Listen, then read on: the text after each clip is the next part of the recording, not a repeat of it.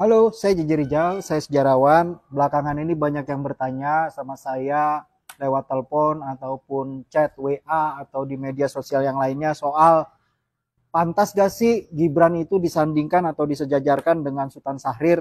Saya bilang ya nggak pantas. Karena apa? Nih, saya bikin beberapa catatannya. Syahrir itu menjadi pentolan organisasi mahasiswa radikal Perhimpunan Indonesia di Belanda yang tuntutannya jelas. Indonesia lost for Netherlands. Indonesia lepas dari Belanda, minta merdeka. Pertanyaannya adalah apakah Gibran pernah memimpin organisasi mahasiswa radikal? Saya nggak pernah dengar. Terus yang kedua, Sultan Syahrir pulang dan nggak lama dia pulang, dia ditangkap sama Belanda, lalu dibuang ke kamp konsentrasi yang baru dibuat Belanda di Bovendigul, di tempat yang paling ganas alamnya. Nah, ini ada bukunya nih, ditulis sama Rudolf Mrazek. Pertanyaan saya adalah apakah pernah Gibran itu merasakan dihukum buang di satu kamp di tempat terpencil yang alamnya sangat kejam? Saya belum pernah dengar.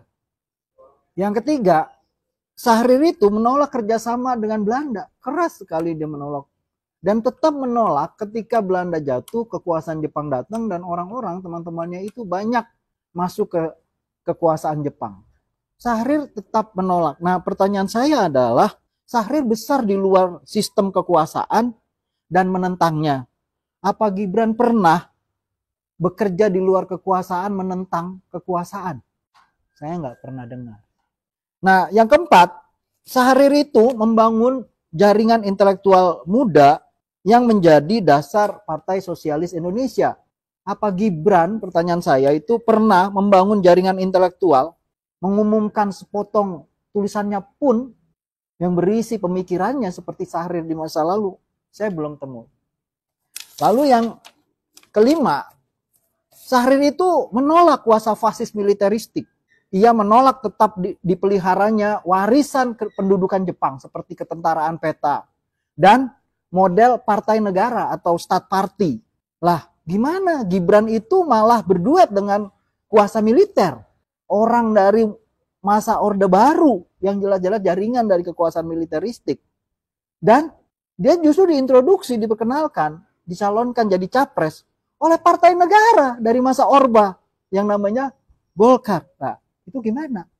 Nah, yang keenam, Syahrir bersama Hatta bahu-membahu mengubah politik negara yang mengancam demokrasi dengan melansir sistem parlementer.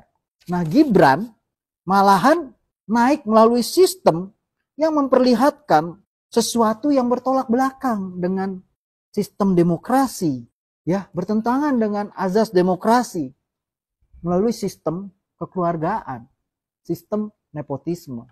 Itu yang kelihatan nyata. Lalu yang ketujuh, Syahrir pada usia muda itu tampil sebagai wakil Indonesia di Perserikatan Bangsa-Bangsa. Membela bangsa Indonesia yang baru merdeka dengan cara-cara yang cerdas dan luar biasa dan membuat dia dikagumi sebagai orang yang kecil badannya, tapi pemikirannya sangat besar. Pertanyaan saya, apa Gibran pernah menunjukkan pemikiran yang sangat besar di balik badannya yang kecil seperti Syahrir dan pernah berpidato di podium besar seperti Perserikatan Bangsa-Bangsa membela bangsa Indonesia? Mensejajarkan Gibran dengan Syahrir dalam konteks ilmu sejarah mungkin disebut sebagai paralelisme. Itu bagian yang paling mudah memang. Tapi harus diingat, walaupun paralelisme adalah hal yang wajar, tapi tidak wajar kalau mensejajarkan sesuatu yang tidak sejajar, sesuatu yang tidak setara begitu ya. Karena apa? Karena menyetarakan dua orang dari dua dunia yang berbeda, dari masa yang berbeda, dan menyangkut salah satu tokohnya adalah tokoh bangsa yang besar dalam sejarah. Itu bisa saja kita sebut bukan paralelisme, tapi bagian dari manipulasi sejarah. Bahkan bagian dari karakter assassination terhadap si tokoh sejarah.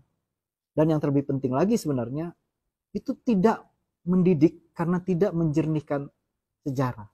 Padahal untuk hidup ke depan kita perlu sejarah yang jernih, bukan yang keruh. Terima kasih.